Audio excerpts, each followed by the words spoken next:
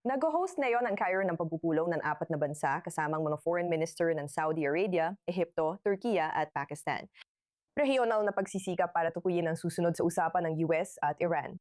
Tatalakayin ng mga bansa ang pagbaba ng tensyon, seguridad sa reyon, at paano maiiwasan na palakasin ng kasunduan sa Tehran ang proxy network ng Iran.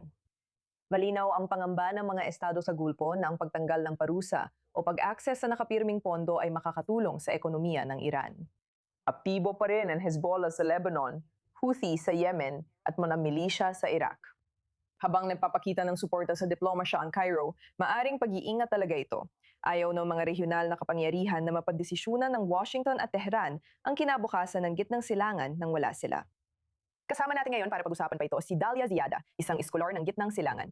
Dalia, gaano kalaki ang impluensya ng apat na foreign ministers sa magiging kasunduan ng US at Iran? Ano ang pangunahing layunin nila sa Cairo? Salamat, Nicole. Masaya akong kasama ka. Sa madaling salita, wala talaga silang kapangyarihan. Walang ibang may kapangyarihan maliban sa Pakistan at Qatar sa mayon, kung saan ang Qatar ang tunay na may-ari ng resort sa Switzerland kung saan nagaganap ang negosasyon sa pagitan ng US at Iran na yon. Kaya itong dalawang panig lang ang may kapangyarihan sa mga negosasyong ito or masasabi kong sa kinabukasan ng gitnang silangan sa pangkalahatan sa kasama ang palad. Ang nakikita natin sa Cairo sa kabilang banda ay ang pagpupulong ng mga lider na naiwan, na hindi naimbitahan na maging bahagi nito. At sila ang mga pilit na nagpapakita sa Washington na sila ay isang kasangga na maaring mangguna sa mga negosasyong ito. Ngunit sa huli, hindi naman sila kasali. Kaya ang kasalukuyang pagpupulong sa Cairo, ironic man, ay tumatalakay sa Gaza at Libya. Hindi naman talaga tungkol sa Iran ito, pero gusto lang nilang ipakita na, nandito pa rin kami, pag-uusapan namin ang Iran. At binago nila ang paksa para umangkop doon. Kaya kung titingnan natin ang pangkalahatang larawan, kung gagawa tayo ng mabilisang pagtingin kung paano tinitingnan ng mga Arabo sa gitnang silangan ang kasunduang ito ng US at Iran, syempre mayroong pangkalahatang damdamin ng pagkadismaya. Alam natin sa Israel, alam din natin sa ilang iba pang mga bansa na mas malapit sa Iran sa heograpya. Pero sa totoo lang, mas komplikado pa dyan ang sitwasyon. Kaya meron kang Turkey at Egypt na gustong bigyang diin ang kanilang papel sa reyon. Marahil bilang kapalit, bilang katuwang ng US, o bilang kapalit ng Iran bilang isang superpower. Sinusubukan nilang panatilihin ang papel na ito kahit sa negosasyon o pampupulong gaya ng sa Cairo ngayon.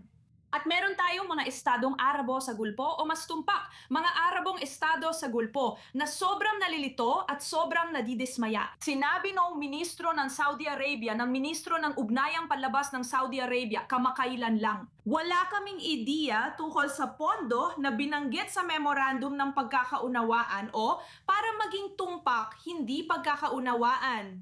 Kaya merong kalituhan at takot sa mga bansa tulad ng United Arab Emirates at Bahrain na itinuturing na mga traidor ng Iran. At alam nila na kailangan nilang harapin ang siga sa rehiyon na siyang rehimen ng Iran sa hinaharap. Isang memorandum ng hindi pagkakaunawaan. Itatabi ko yan, Dalia. Gusto ko yon. Pinag-uusapan mo ang magkakaibang opinyon ng mga bansang ito tungkol sa Iran. Kaya ba nilang magkaisa sa isang mensahe? Hindi, sa tingin ko hindi nila kaya dahil magkaibang interes nila. Kaya meron kang kampo ng Qatar at Oman na mas gustong maging palakaibigan sa Iran. Alam na sa pangkalahatan, sinusuportahan din nila ang proyektong Islamista na pinagkakasunduan nilang lahat. Gusto nilang ituloy ang direksyong ito. May isa pang kampo na tinatawag kong axis of good, na tinatawag din ng iba na axis of good.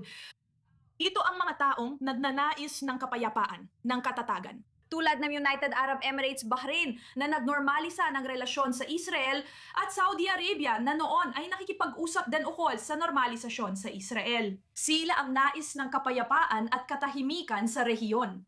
Ang nakita natin kamakailan sa pamamagitan ng nakakatakot na memorandum na ito, sa kasamaang palad ay nagbigay puntos sa akses ng kasamaan laban sa akses ng kabutihan. Sa ngayon, may matinding diplomatikong hidwaan sa pagitan ng mga bansa sa Gulpo at hindi sila magkasundo. Kahit binabanggit ng US ang Gulpo, sinasabi nila may mga kasunduan sila sa mga bansa roon tungkol sa iba't ibang bagay. Sa totoo, pamunahing Qatar ang tinutukoy nila, hindi ibang bansa tulad ng Saudi Arabia, United Arab Emirates at iba pa. Kaya nagkakaroon ng kalituhan. Dalia Ziada, mahalaga ang pananaw mo sa pagpapaliwanag ng iba't ibang opinyon sa rehiyon.